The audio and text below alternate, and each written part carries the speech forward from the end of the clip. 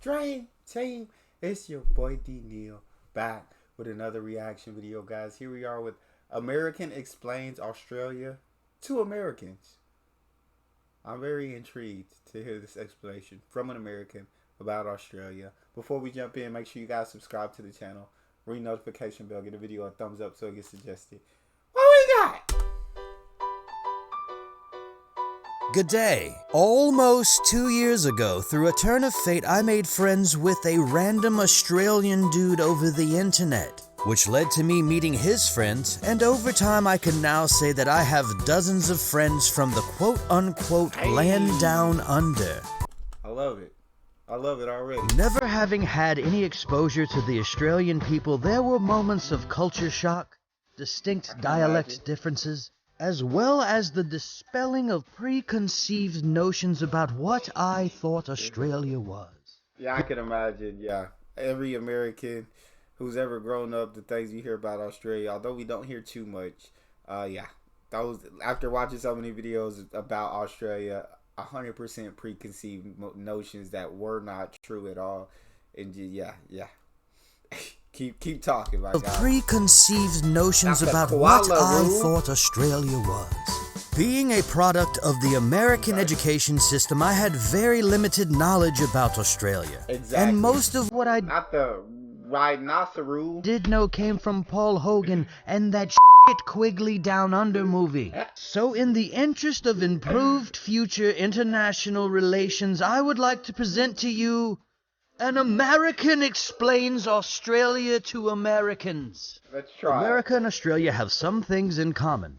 Australia and the continental United States are approximately the same size.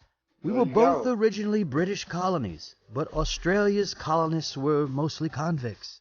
Australia has a population of about 25 million people, which is a little less than the population of Texas, but That's hey, anytime you mention a great state of Texas, I gotta pause it and applaud it and praise it, because we absolutely love Texas. I'm from Texas. It's my home. But yeah, that's crazy to think, like, and I know a lot of Australia is unlivable, but to think that a country the size of America has less population than one of the states in the U.S. is insanity. 25 million people, which is a little less than the population of Texas. But whereas the average number of guns per household in Texas is 8.1, in Australia the number of privately owned... The average number of guns per household is 8.1. That's baffling. That's 8.1 guns per household. That's crazy. Per household in Texas is 8.1. In Australia, the number of privately owned guns is 47. Probably has something to do with that whole convict thing. Most people in Australia live here. We know why. Notice how straight ban guns, or I don't know if they're banned, but you just got, it's a much harder process to get one, I believe, because of the mass shooting they experienced and said, you know what? We need to change this. Whereas we experience so many mass shootings and say, you know what? We should put more guns on the street. Makes no sense. But keep it real. I'm sorry to keep pausing. It has something to do with that whole convict thing. Most people in Australia live here, here, and here. We'll come back to this small section, but I would like to also mention Tasmania, which besides exporting the standard natural resources, I might have to mute all this music, so if you see me nodding, it's because there was music, but if I'm not nodding no more, it's because I had to mute it. Resources is also a large producer of wine and is technologically behind the mainland a century or so. Australia's #1 exports are iron, feral camels, of which there are about 600,000, and alcoholic film actors, such as Mel Alcoholic film actors. Gibson, Jeffrey Rush, Russell Crowe, Brian Brown, Nicole Kidman before marrying Tom Cruise, Errol Flynn, Noah Taylor, Sullivan Stapleton, Nicole Kidman after marrying Keith Urban, Heath Ledger, Every Hemsworth, Jack Thompson, and Russell Crowe again. Colin Farrell is not an Australian, much to my surprise. He's Irish, but does qualify. Don't forget my boy Jack. Don't forget my girl Margot and my other girl. I can't think of her name, but she's such an incredible actress. I just want to freaking squeeze my head into it. Pop. She played in Neighbors, the second one, and was married to Seth Rogen in it. Bird, something bird. I'm sorry. It's not. For citizenship. Sports are very important to Australians, with their most notable sport being the Queensland cockroach races. Incidentally, if you ever need to break up a fight between Australians, simply scream the words Aussie, Aussie, Aussie. Oi, oi, oi. They will immediately stop what they are doing and answer oi, oi, oi.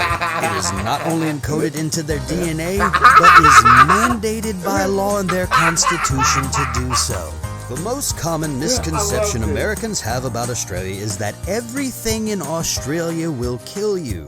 This is far from the truth. I mean, sure, it is home to snakes, sharks, great white sharks who apparently have their own mailbox on the Great Barrier Reef, crocodiles, blue-ringed octopus, cone snails, killer jellyfish, European honeybees, and homicidal horses who manage to kill 20 people a year. Crazy. But Australia is also home to some of the most adorable animals on Earth.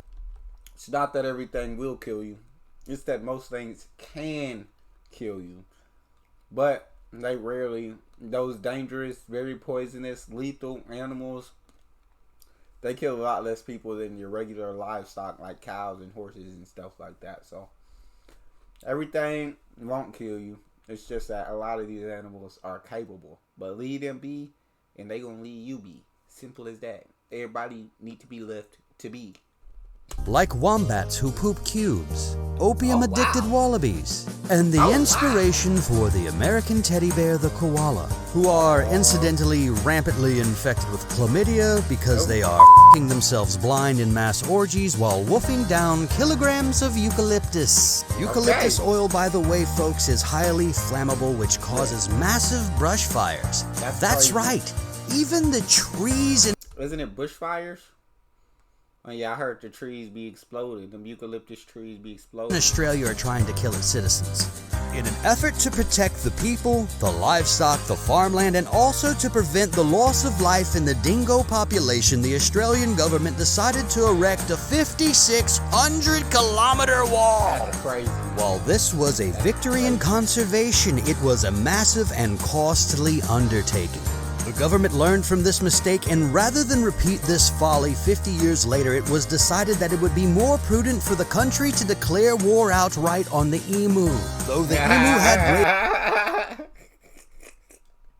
I swear you hear this goddamn emu war so freaking much. And the first time I heard it, I really thought like they lost the war to birds. Like they declared like they went to war with emus and lost. Like, but then they told me the details and they only sent like 2 or 3 men to hunt down all these emus, and they lost. But I mean, it's 2 or 3 guys with the machine gun. Like, why would you expect them to beat all the emus in Australia? Like, that just wasn't happening. But then they let farmers carry guns and kill emus on their property, and they started busting these emus heads open, and they helped get down that population. They helped get it down. Prudent for the country to declare war outright on the emu. Though the emu had greater numbers, they eventually succumbed to Australian air superiority. It is the only nation to ever fine NASA for littering. Have one of its citizens tried to sell New Zealand on eBay, and is slowly running out of gasoline, which is making the events of Mad Max a self-fulfilling prophecy. Australians do not have shrimp on the barbie. Shrimp are called prawns. Liquor stores are called bottle-os. If you don't pay for a succulent Chinese meal, the police will grab your penis. I